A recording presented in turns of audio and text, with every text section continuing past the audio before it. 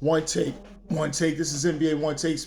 Pretty Boy Lakers, NBA One Take for your head, NBA One Take for your brain. Coming to you live from my home. This is NBA One Take.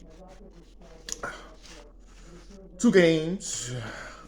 No, it's one game for me on the docket is the NBA playoffs still, and some NBA news as well.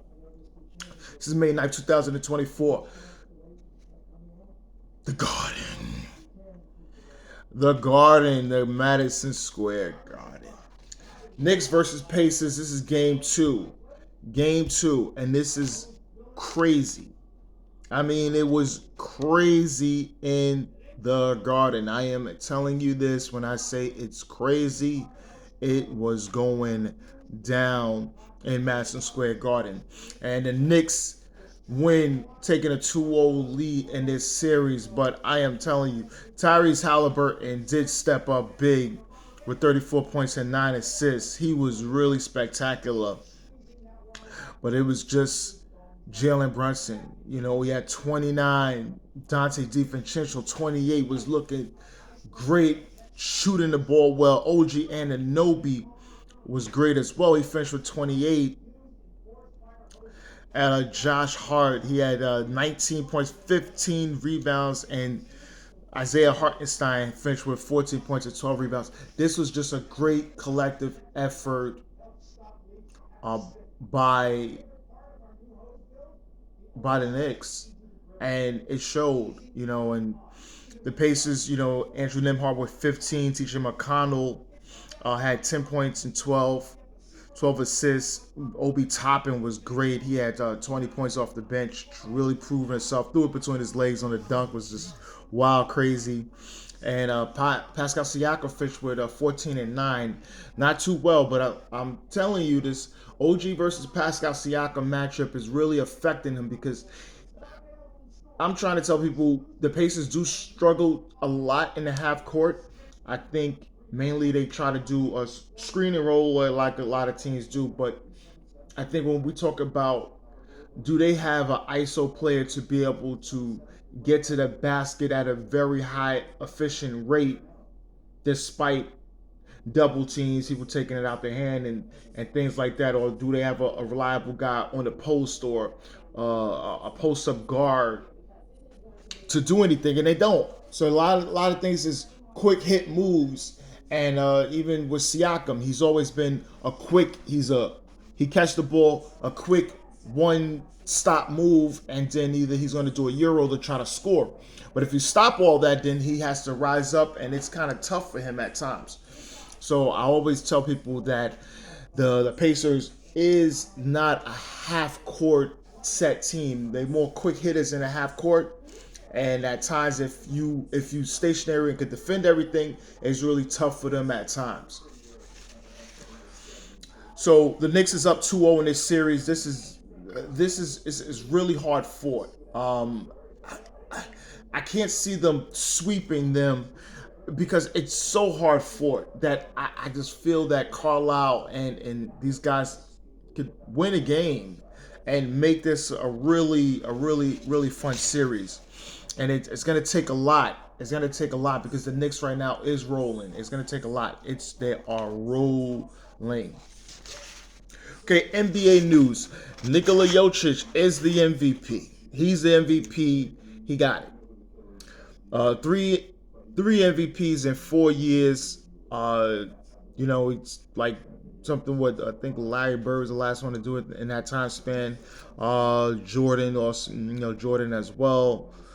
But yeah, you got Joker.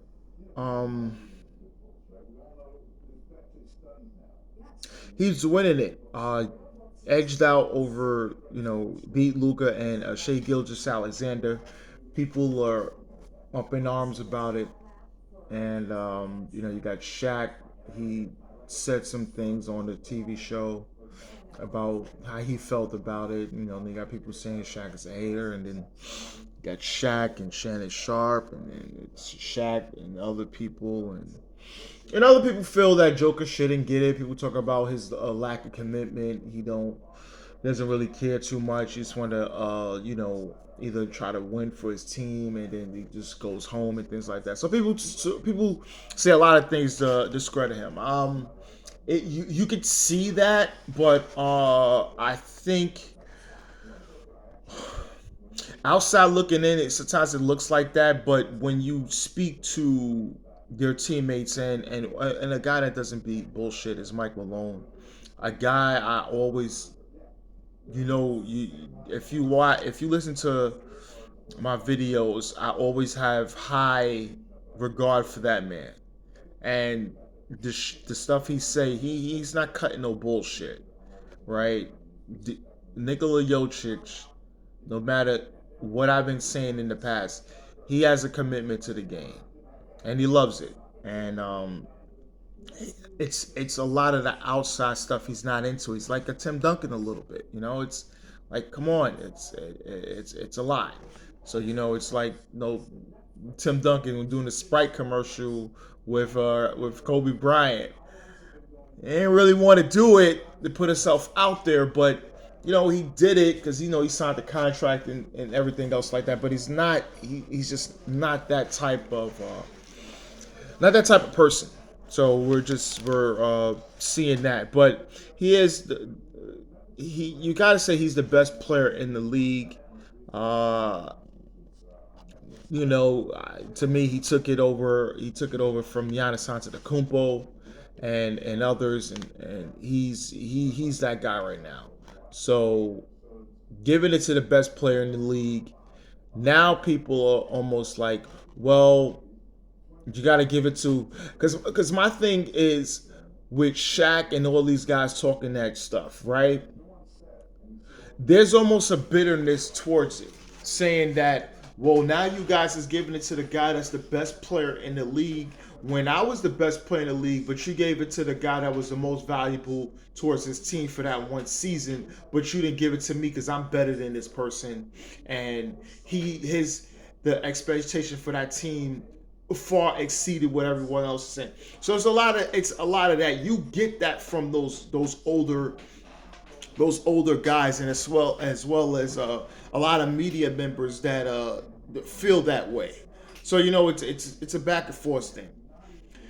Do I think he should have got it?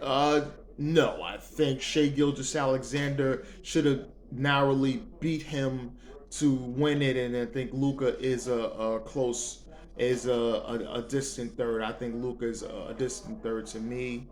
Uh, I think a lot of the things is the transition of Kyrie, how they use them, and it all maximized. I think Luca is will probably get one, but I think what everybody says, like Luca scores, and it's Luca Doncic's boss basketball, so he'll have some second place finishes before actually he'll probably get one. Same thing like James Harden. James Harden was doing that big numbers, big numbers. Team is winning, and he was coming up second, and then obviously they see like a explosion in team production, and finally gave it to James. So that's it. Okay, NBA news. Patrick Beverly is suspended for 4 games for throwing a ball at a fan. That was just wow. You know that happened with the Bucks, and he should be suspended for what he did. I understand if people say things like that. It says, "Oh, but what was said?" Shut up. I don't care what was said. Yo, you could call him the N word or anything else like that, bro. Don't throw anything at somebody. If you say something, that's fine, but don't throw anything at somebody because they're gonna catch you. They're gonna catch you. You're already in hot water with the thing with the ESPN woman talking about you subscribe to my podcast. So you felt some type of way about her and stuff like that anyway. So you did that, and then now ESPN banned you or whatever they did. I mean, I don't know. I know you don't care, but having all these things happen, you got to be careful, Pat Bev. I don't know. I mean, he got his podcast and things like that, but I think for him, he could be one step out the league. I'm telling you, he could be one step out the league. And then, he'll go on his podcast and rant and everything else like that. The NBA. Listen, we're not telling you about being on your best behavior. You could do things, but you gotta be accountable of certain things. Throwing the ball at somebody, come on, man. You got more restraint than that. I don't want to hear that kind of crap because if you out there playing on West Fourth and the dude gives you a hard foul and you like, oh yeah, good shit, whatever like that, but come on, man. You got to just restrain. You knew what you was doing. You threw the ball at the person. Now you got to suffer the consequences. And I don't want to hear the BS apology. These things happen. When people say, yo, what was said? I don't care what was said. He should have knew better. All right, NBA, big baby. My man Glenn Davis, man. He's going to jail for 20 months for frauding the NBA health coverage thing. I don't. I mean, there was a lot of people involved in this, but he was caught, and there's a lot going on, and people was, he's saying, "Yo, look," and then he puts the video out and all this other stuff. My thing is like, yeah, he got a character on Power Force, the one with Tommy. He's an in jail thug. I say, oh, guess what? He could still do that character in a real prison. So, just they do something to hold his release date because he's supposed to be released from prison or whatever inside the series. But they could still film. I don't know. I doubt that thing. I mean, 50 Cent. I don't know how they would do it. Would they recast his character or not have his character there? Because he's going to be away for 20 months. That's a year and some change. Unless they film things inside the prison with him. Which they probably can't do. But Big Baby should have knew that. I think he's not too stressed out about it. He's, like I said, he's crazy anyway. He's a local. He's local. He's local. But this is NBA One Take. You subscribe to me on YouTube, Instagram, Facebook, everything Pretty Boy Laker, and I'm out.